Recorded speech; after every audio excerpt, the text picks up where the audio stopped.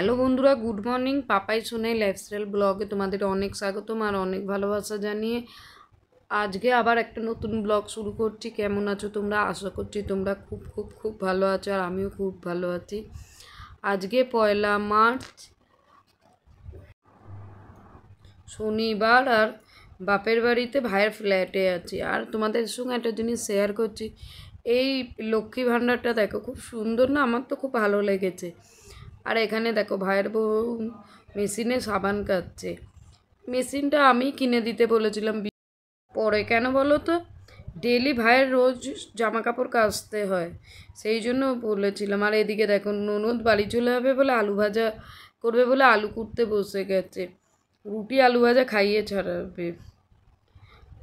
এই দেখো, আর ওই তৈরি করে ফেলেছে রুটি আর আলু ভাজা।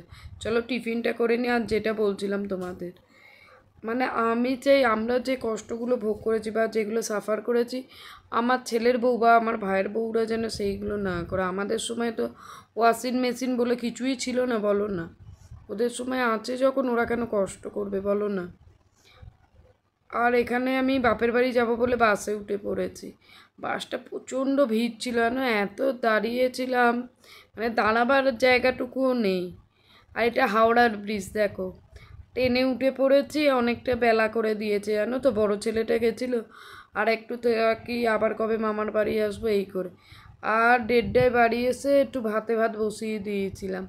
সবাইকে খেতে দিয়ে শ্বশুরমশাইকে খাবারটা দিয়ে মানে খাইয়ে দিয়ে এসেছিলাম, দিয়ে এসে নিজে খেয়ে নিলাম। এই যে বন্ধুরা, এখন সন্ধ্যে 6:30 বাজে আর এবার ছেলেকে পড়াতে বসতে হবে। কদিন মা ছিল, এখন না মানে ফাঁকা ফাঁকা লাগছে। আমার সঙ্গে সঙ্গে ঘোরাফেরা করতো, কি আর করা যাবে বলো? সবার সংসার, সবাইকে তো যেতেই হবে। আর এদিকে আমি ছেলেকে পড়াই, তারপরে শুরু করে দিতে হবে রান্নাবান্না। তোমরা কিন্তু সাথে থাকবে। আর এই দেখো এখানে বাবুকে পড়িয়ে নিচ্ছে, আর বাবুটা এত দুষ্টু, একদম পড়তে চায় না জানো। এরপর রান্নাবান্না আছে। এ সময় আমি পড়াতাম আর মা সোফায় থাকতো, মানে মনটা খারাপ লাগছে, কিন্তু কিছু করার নেই জানো তো। চলো এদিকে রান্নাবান্নাটা বসাই। তোমাদের দাদা যেহেতু একটু তাড়াতাড়ি বেরোবে, ওই জন্য রান্নাটা তাড়াতাড়ি করে দিলে ও খেয়ে শোবে। এখানে ফুলকপি আলুর তরকারি করবো আর গরম মাছ ভাজা করব। ভেবেছিলাম ডিম সেদ্ধ দেবো, কিন্তু কী বলো তো বন্ধুরা, মাছটা অনেক দিন হয়ে গেছে, আর রাখবো না।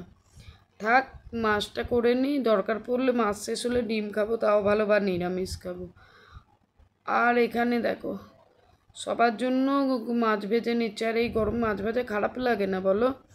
ভাত বলো রুটি বলো, গরম গরম মাছ ভাজা অসাধারণ এক কথায় যাকে বলে। আর ফুলকপি আলুটা আগে থেকে ভাপিয়ে জলটা ফেলে দিয়েছি। এখন মানুষের যে হারে গ্যাস হচ্ছে, মানে ফুলকপিটা যদি ডাইরেক্ট কষে খাওয়া হয় তাহলে আর দেখতে হবে না, বললো না? আর বাড়িতে বয়স্ক লোকেরা আছে, আর এখন আমাদের মধ্যে মানে হজম শক্তিও যেন কোথায় হারিয়ে গেছে। ভেজাল খেয়ে মানুষের সেই শক্তিটাই নেই হজমে, যে কিছু খেয়ে হজম করবে। আগে বলো না, আমাদের বাবা কাকারা 8টা 10টা করে রুটি খেত, রাত্রে 12টা। কিন্তু আমরা কি খেতে পারি? আমরা এই 2 থেকে 4টে, তার ভেতরেই সীমাবদ্ধ থাকি। চলো, এখন মানুষের খাওয়াটাও বন্ধুরা কমে গেছে। আগে বিয়েবাড়ি গেলে মানে বাজি ধরে রসগোল্লা খাওয়া হতো, আর এখন 1টা থেকে যদি 2টো হয় মনে হবে কত খেয়ে নিলাম। চলো, তোমাদের সঙ্গে কথা বলতে বলতে এদিকে কিন্তু আমি চাপা দিয়ে মাছ ভাজছি। কেন বলো তো, মুখে তোমরা লক্ষ্য করবে এক জায়গায় তেল ছিটকে তিলের মতো যেন সে ফোসকা পড়েনি, মানে ওরকম হয়ে গেছে, তিলের মতো ছাল উঠে গেছে। এদিকে ফুলকপিটা কষিয়ে নিলাম, ওদিকে অল্প জল দিয়ে চাপা দিয়ে দিয়েছি। আর এদিকে আবার সেই মাছ উল্টোপাল্টা করছি। ওদিকে ছেলেকে লিখতে দিয়ে এসছি। সমস্ত একটা ভিডিওর মাধ্যমে তো শেয়ার করা সম্ভব হয় না, যতটা পারি তোমাদের সঙ্গে শেয়ার করার চেষ্টা করি। আর এদিকে তরকারিটা একবার করে দেখছি, একবার করে মাছ ভাজছি। মানে আমাদের মেয়েদের অলরাউন্ডার হতে হয় বলো বন্ধুরা, দুদিকই একসঙ্গে সামলাতে হয়। এদিকে আমার কিন্তু রান্নাবান্না কমপ্লিট। চলো ছেলেটাকে খাইয়ে দিই, টিভি দেখতে দেখতে খাইয়ে দিচ্ছি। সবাইকেই খেতে বলেছিলাম।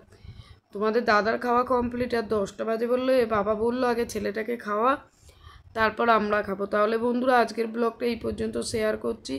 তোমাদের সঙ্গে দেখা হবে নেক্সট ব্লগে। ভালো থেকো, সুস্থ থেকো, আর মন প্রাণ থেকে চাই ভালো আর সুস্থ থেকো, কারণ তোমরা হচ্ছে আমার ফ্যামিলি মেম্বার, আমার একান্ত আপন।